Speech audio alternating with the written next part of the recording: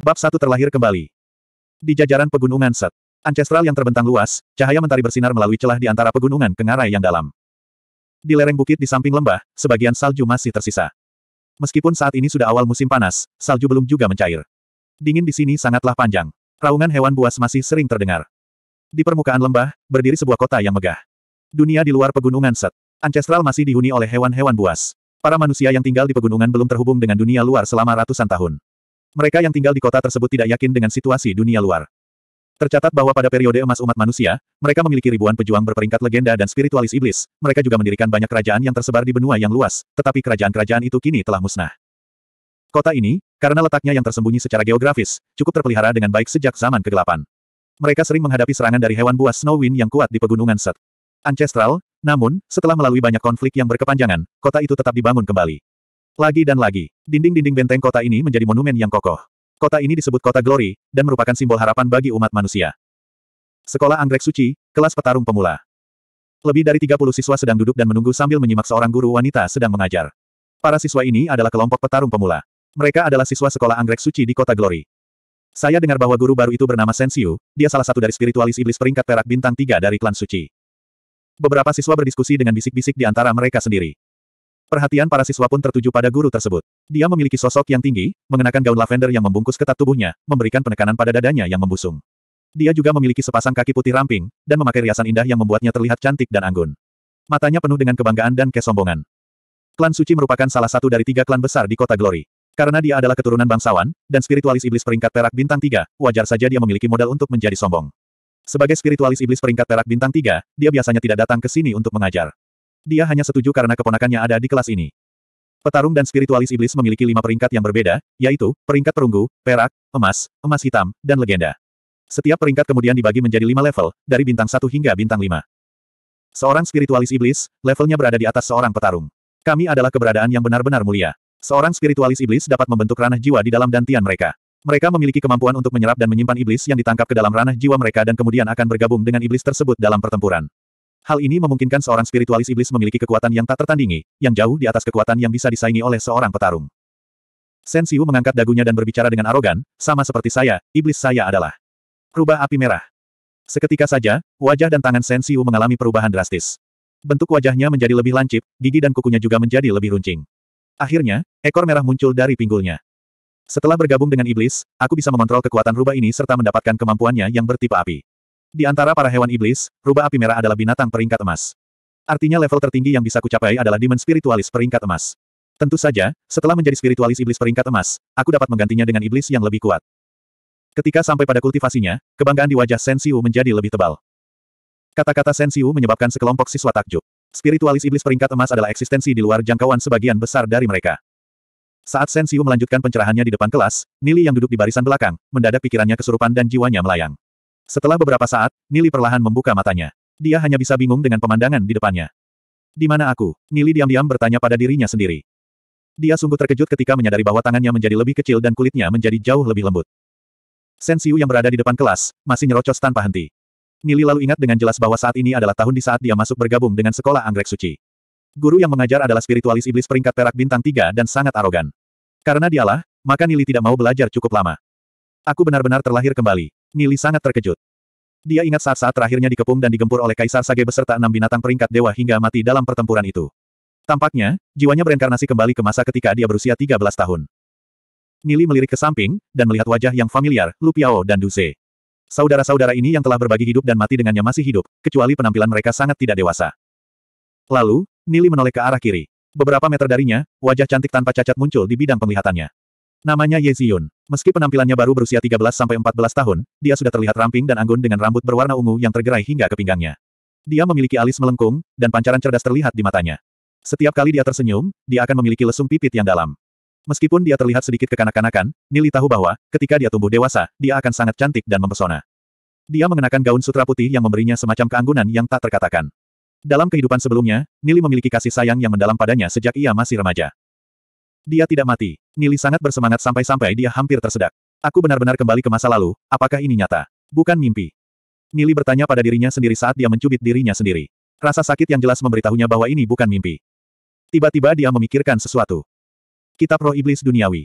Itu pasti karena kitab roh iblis duniawi. Nili menundukkan kepalanya dan segera mencarinya, tetapi tidak dapat menemukan kitab roh iblis duniawi. Nili tidak percaya bahwa reinkarnasi yang dialaminya, fenomena misterius yang terjadi padanya, tidak ada sangkut paut dengan kitab roh iblis duniawi yang misterius. Pencipta kitab roh iblis duniawi itu tidak diketahui. Ini adalah buku yang sangat misterius yang selalu disimpan Nili bersamanya.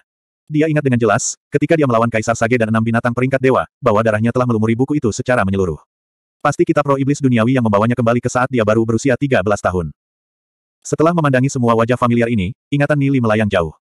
Dia ingat ketika kota Glory berada di bawah serangan jutaan hewan buas Snowwind. Penjaga kota Glory, Lord Yemo, yang merupakan spiritualis iblis peringkat legenda pun ikut tewas dalam pertempuran itu. Mayatnya terbujur di antara ratusan ribu orang. Hanya beberapa ribu dari penduduk kota Glory yang selamat dan melarikan diri ke padang pasir, di sebelah timur pegunungan Set. Ancestral. Selama pelarian, satu demi satu dari mereka yang selamat tewas di padang pasir. Suatu hari, mereka dikepung oleh binatang buas di padang pasir. Malamnya, Nili dan Ye Ziyun mencari kenyamanan jiwa masing-masing. Malam itu, Nili akhirnya memeluk sang dewi di dalam hatinya dengan tangannya. Di bawah temaram langit malam, sinar bulan yang keperakan samar-samar karena terselubung kabut. Tubuh indah Ye Ziyun, dengan kulit sebening kristal yang tampak seolah-olah dia dibentuk dari patung batu giok. Mereka saling berpelukan dengan penuh gairah. Jika bukan karena kehancuran kota Glory, dan pelarian yang mengerikan itu, dia tidak akan pernah mendapatkan bantuan dari Ye Ziyun. Nili memiliki bakat yang sangat rendah dan berasal dari klan yang menurun. Setelah malam itu, mereka disergap kawanan hewan buas lain. Dan demi melindungi dirinya, akhirnya Ye Ziyun tewas di ujung tanduk salah satu binatang itu. Nili tidak pernah bisa melupakan tragedi itu. Setelah mengalami beberapa serangan yang mengancam nyawa, Nili akhirnya selamat dan berjalan keluar dari gurun tak berujung. Meskipun bakatnya tergolong rendah, namun dengan naluri bertahannya mampu membawa Nili melakukan perjalanan ke seluruh benua ilahi. Dia menemukan banyak orang yang melawan binatang buas. Dia juga menemukan banyak hal misterius, dan tentu saja kitab roh iblis duniawi itu. Jika bukan karena buku itu, Nili tidak akan bisa kembali. Kitab roh iblis duniawi yang misterius itu, benar-benar membawanya kembali ke masa lalu. Dia dibawa kembali ke sebelum kehancuran kota Glory. Sebelum orang tuanya, keluarga dan saudara-saudaranya mati dalam pertempuran. Sebelum kematian Ye Ziyun dalam pelarian bersamanya. Sejak aku kembali, surga telah memberiku kesempatan lagi. Aku tidak akan membiarkan kehancuran kota Glory terjadi lagi. Kata Nilai pelan, menggertakkan giginya. Dia dengan tegas membuat keputusannya. Samar-samar dia ingat bahwa dia seharusnya baru saja mendaftar ke institut tahun ini dan dia seharusnya berusia 13 tahun. Nili ingin tertawa bahagia. Aku kembali, betapa menyenangkannya. Kaisar Sage, lain kali kita bertemu, aku akan membantaimu, dan membalaskan hidupku sebelumnya. Jika bukan karena kehancuran kota Glory, dia dan Ye Ziyun akan berasal dari dua dunia yang berbeda. Tidak mungkin bagi mereka untuk bersama. Ye Ziyun adalah putri dari penguasa kota-kota Glory, belum lagi kakeknya adalah spiritualis iblis peringkat legenda Yemo. Nili berasal dari keluarga yang tidak berdaya dan sedang menurun. Keduanya, di tengah pelarian, membangun perasaan yang mendalam satu sama lain. Ketika Ye Ziyun memasuki sekolah, tidak ada seorang pun di kelas yang tahu identitasnya.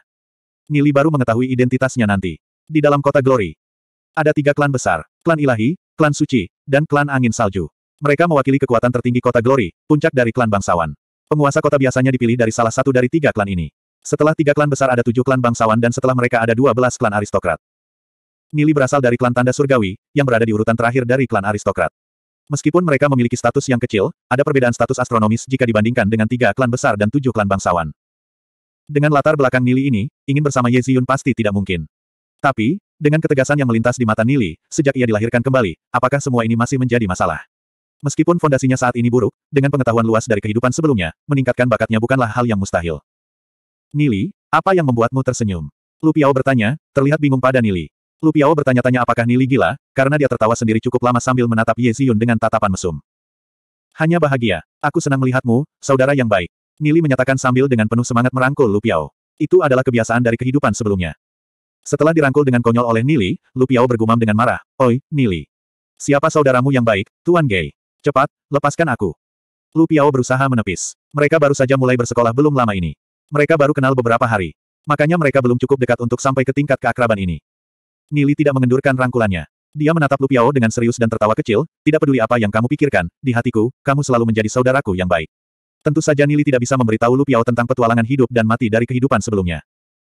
Melihat tatapan Nili, Lu Piao tertegun dan tidak bisa menahan diri untuk mengatakan, "Aneh." Namun, tidak peduli apa, kata-kata Nili sebelumnya, membuatnya merasa tersentuh. Lu Piao menatap Nilai dan berkata, "Aku tahu kamu salah satu bangsawan di kota Glory, tapi izinkan aku memperingatkanmu, jangan punya hasrat pada gadis itu. Identitasnya sangat misterius. Kudengar, bahwa ketika dia mendaftar ke sekolah, kepala sekolah secara pribadi yang mengatur asramanya." Nili sedikit menyeringai, Lu Piao masih tidak tahu identitas Ye Ziyun yang sudah dia ketahui. "Dia wanitaku," Nili menyatakan seraya menatap gadis cantik berambut panjang itu dari jauh. Hatinya sangat kuat saat memikirkan gairah malam itu. Nili tidak bisa menahan perasaan panas di hatinya. Nili tiba-tiba teringat, saat ini dia dan Ye Ziyun masih berusia 13 tahun. Ziyun, kapan kamu akan tumbuh menjadi wanita cantik dan mempesona itu?